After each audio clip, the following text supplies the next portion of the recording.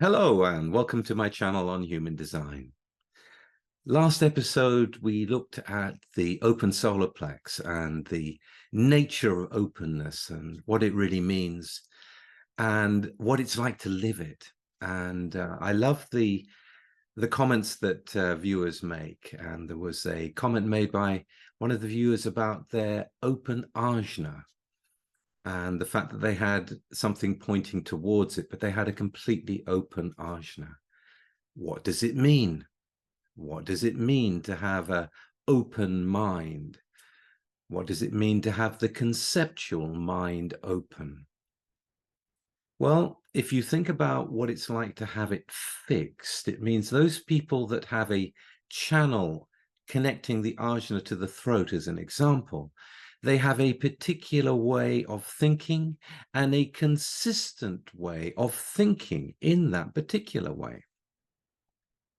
So when you have it open, you have no consistent way of thinking. Because it's open doesn't mean you don't think. You ask anyone with an open ajna, and they're going to say, "Oh, I think all the time." What do you mean I've got an open mind? I think all the time. Yes, but your thoughts aren't consistent. They vary depending on where you are and who you are and what's going on with you. Some of the brightest people I've ever spoken to have a completely open ajna and a completely open head center, because they can see without any fixed perspective what's going on at a mental level. Now, when we're talking about the ajna, we're talking about concepts. We're talking about something that can be referred to and then passed on to the other because it is conceptual and can be grasped conceptually.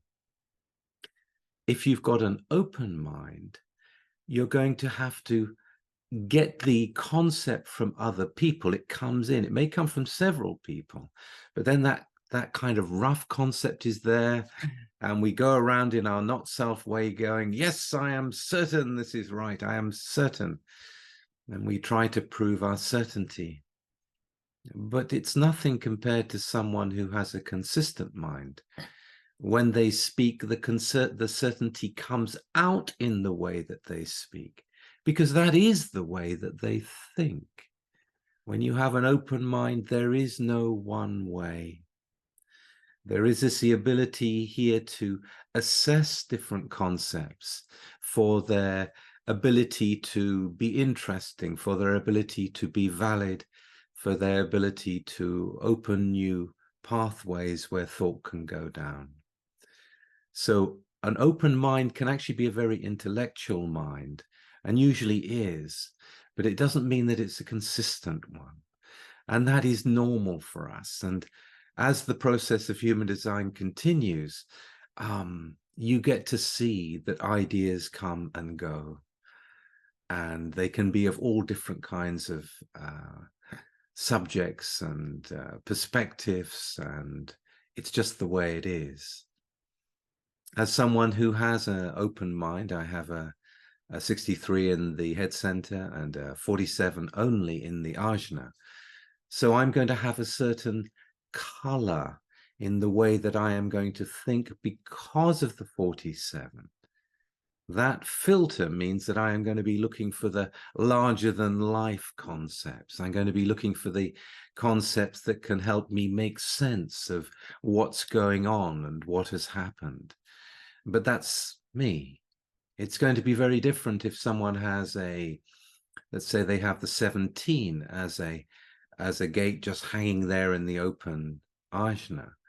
They're going to be looking for what is the opinion that they can share with others. And often it's a good example, because often when you come to logic, there is this natural wanting to insist of the validity of their thoughts. And you'll find it very interesting when you find a 17 meeting a 1762. And if you think about that, if you're in front of them and you get to witness that, the certainty that comes out with the 1762 is that they have the facts at their fingertips and they can show evidentially why their opinions are correct. And the 17 may be holding this concept or this idea that they think is the way that would help people into a better future, but they may not have the details. And they may not be able to find the details in the moment because it's not part of a full stream. So when you think about an openness, think about it not being empty, think about it being full of lots of different things that have come and gone and fly through from time to time. And when it comes to the ajna, I want you to think about the way that we think. Now, the viewer that asked me the question in the first place didn't actually give me the gate that was looking to the ajna, so I can't address it precisely. But I do want you all to think in terms of what the streams are, what the streams of thought are, whether they are logical, whether they are individual, whether they are abstract, because that is the milieu in which you are going to be thinking. If you have an open head and an open ajna, or just an open ajna, it depends on what's looking at it. It depends on what you're going to find interesting, depending on what's looking at it, what's pointing towards it. And if there is nothing pointing towards it, this is a wide open intellect. And as I said, I've had some incredible conversations with people that have nothing going to it or from it, completely open.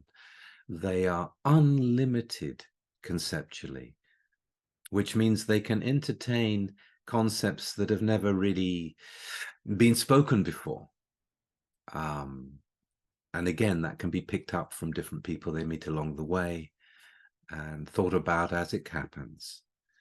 There is no pressure to have to share your thoughts if you have an open ajna. After all, they keep on moving, and that is the point. The point is to gain the wisdom from the way that concepts come and go, and the things that retain, the things that come back again and again. And from that, many things can come. But it's not like it's trying to get out all the time. The other thing to think about in terms of having an open ajna is the amplification that takes place in the open centers. So someone says something and immediately the mind goes in there and blows it up into something perhaps that it was not intended, or takes it beyond the realms of viability or even possibility, but it can be interesting. So always, if you've got an open ajna and you're holding on to an idea, remember any awareness center will tend to hold on. If you're holding on to something and it's amplified, do track that. Do see that it is probably not the full story. It may not be the absolute truth. So if you can catch yourself in that act, always in the deconditioning process, it's for us to be able to catch us in being caught in something that is not true for us, that helps us to wake up. The other thing I'd like to say about the open ajna, especially for generators and manifesting generators, is that if you have an open ajna and you're involved in doing something, the thoughts aren't necessarily part of what you're doing. The doing is the primary thing.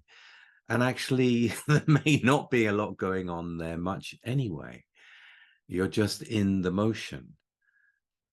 You do not have consistent thoughts, and you're not here to think all the time.